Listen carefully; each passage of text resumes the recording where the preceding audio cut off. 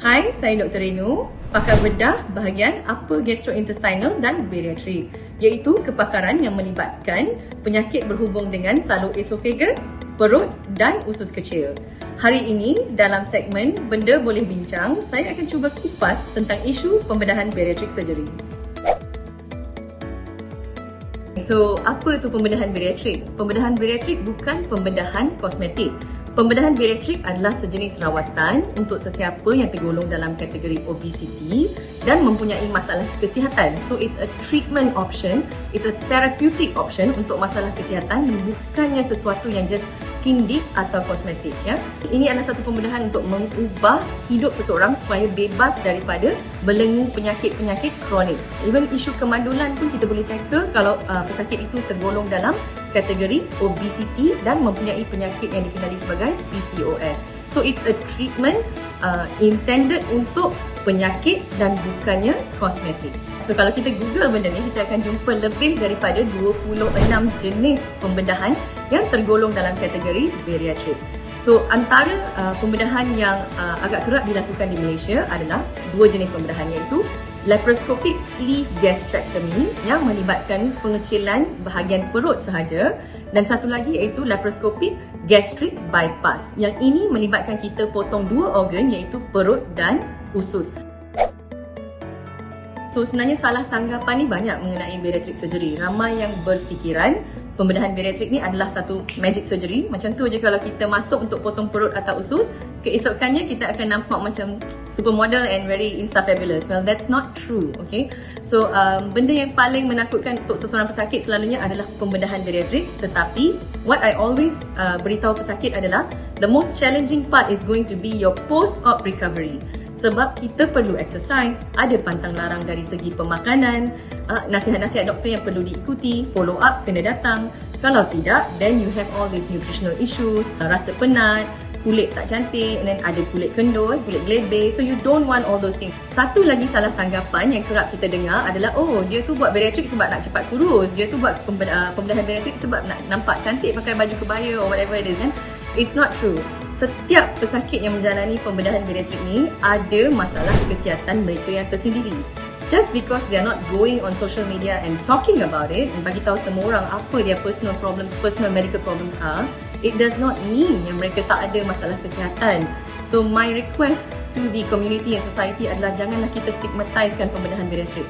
Sebab pembedahan bariatrik ini adalah satu rawatan yang memang dah tertera di Clinical Practice Guidelines Malaysia untuk obesity. Dia bukannya rawatan yang tidak diiktiraf. Dia bukan saja diiktiraf di Malaysia tetapi di mata dunia sebagai satu jenis rawatan untuk masalah-masalah kesihatan yang berkaitan dengan obesity. Hai korang, jangan lupa untuk subscribe, like dan komen di YouTube Sejak Lima Official. Subscribe kat bawah ni tau. Is it really going to be helpful for medical problems? Well, it is. Dia sebenarnya adalah satu kaedah rawatan untuk menangani lebih daripada 50 jenis penyakit kronik, termasuk kencing manis, darah tinggi, isu-isu kemandulan seperti PCOS and male infertility, dan juga penyakit arthritis serta gout. Dia juga adalah satu kaedah untuk mengelakkan atau mengurangkan risiko 10 jenis kanser yang berkait dengan obesity, daripada gut cancer sampai ke liver dan juga masalah endometrium dan ovarian cancer. So, apa option lain yang patient ada selain daripada menjalani pembedahan bariatrik? That's why saya selalu kata kena datang jumpa doktor dulu. Because when you see the doctor, kita akan dapat berikan dua option. Satu yang melibatkan pembedahan dan satu lagi tidak melibatkan pembedahan. Yang tidak melibatkan pembedahan, kita ada option seperti diet, exercise, ya. Dan selalunya kita akan kerjasama dengan pakar endocrine untuk kita membantu pesakit tersebut. Option lain adalah seperti gastric balloon. Gastric balloon ni juga tidak melibatkan pembedahan. Kita akan meletakkan satu balon di dalam bahagian perut, ya, organ perut tadi tu, yang berisi 500 ml air, dan balon ini akan diletakkan di dalam perut melalui kaedah endoskopi. Endoskopi ni adalah seperti kita buat teropong perut untuk tengok gastrik ke tidak. So ia tidak melibatkan pembedahan. Patient akan dibius, dia tak sedar, and then masa dia dalam keadaan bios tu, kita akan buat endoskopi and masukkan balon. So that balon stays for about 10 months sehingga patient dapat berjaya turunkan dalam 7 ke 15 kilo, And then after 10 months, kita kena keluarkan balon tu. Balon tu masih nak keluar juga melalui kaedah endoskopi. Option lagi satu adalah melalui kaedah perubatan. Dan perubatan ni kita ada jenis yang makan dan juga jenis injectable. So, different medicine works different way and pilihan yang kita akan offer dekat patient bergantung kepada profil pesakit itu sendiri, termasuk masalah kesihatan yang mereka alami. There is no one treatment fits all. Every treatment is personalized kepada profil pesakit dan masalah-masalah kesihatan yang mereka alami. So, nasihat saya kepada sesiapa yang mengalami masalah obesiti plus masalah-masalah kesihatan yang berkaitan dengan masalah obesiti, please jangan segan, jangan risau pasal apa yang orang akan fikir. Datang dulu jumpa pakar, dapatkan semua information. I always cakap kat patient yang knowledge is power. Don't make decisions based on DM or what you read online. Come and see. Datang jumpa pakar dulu sebab banyak yang perlu kita terangkan. Dan seruan saya kepada orang ramai adalah untuk menolong kami jangan stigmatize obesity surgery atau pesakit-pesakit yang mungkin mengalami obesity dan pembedahan bariatrik itu sendiri. People are not doing it untuk tujuan kosmetik. Mereka-mereka ni ada masalah kesihatan yang terselindung di sebalik senyuman mereka tu. And saya just nak kongsi something that I always share with my patients. Kehidupan ni atau peluang untuk hidup ni adalah satu anugerah. Tapi bagaimana kita memilih untuk hidup, itu adalah satu pilihan yang terletak di tangan kita. So please make the right choices for you, get the right information and decide on living healthy because hidup ni sekali sahaja. So make the best of what is given and live your life to the fullest. That's my sincere advice and request to everyone out there. So, perlu ke kita exercise selepas menjalani pembedahan?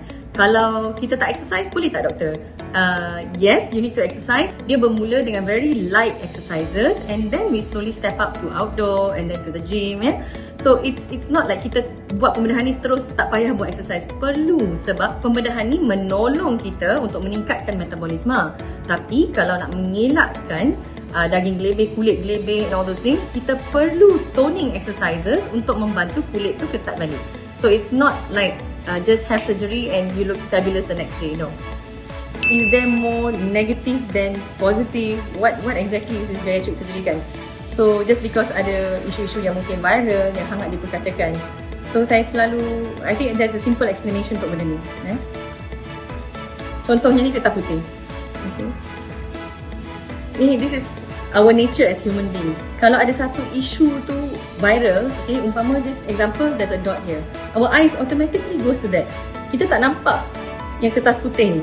Kita tak nampak semua kebaikan. Yang kita nampak semua satu benda tu yang kita tak suka mungkin. So seruan saya adalah please look at the bigger picture. Jangan kecam semua pesakit yang melalui pembedahan bariatrik. Look at all the positive, semua kebaikan yang individu-individu yang menjalani pembedahan bariatrik ni dapat. Jangan just focus on one thing and then label pembedahan bariatrik ni atau sesiapa saja yang menjalani pembedahan bariatrik ni sebagai sesuatu yang jahat. It is not. It is an amazing tool. It is a beautiful journey and outcome dia memang dah berjaya menolong beribu pesakit kalau tidak berpuluh ribu. So ni satu lagi soalan yang bernas dan kerap juga ditanya kepada saya. Now dok, boleh ke berat badan kita naik balik selepas pembedahan bariatrik? Kalau perut dah kecil, nafsu makan dah tak ada, tapi tabiat minum air manis, ambil benda-benda manis, bergula, carbonated drinks tu masih ada, then definitely berat badan boleh naik balik. Sebab ingat, bariatric surgery ni bukan magic, yang memerlukan pengorbanan dari segi time proses penyembuhan berlaku dan juga pengubahsuaian cara hidup kita. Nafsu is satu, tabiat adalah benda yang berbeza.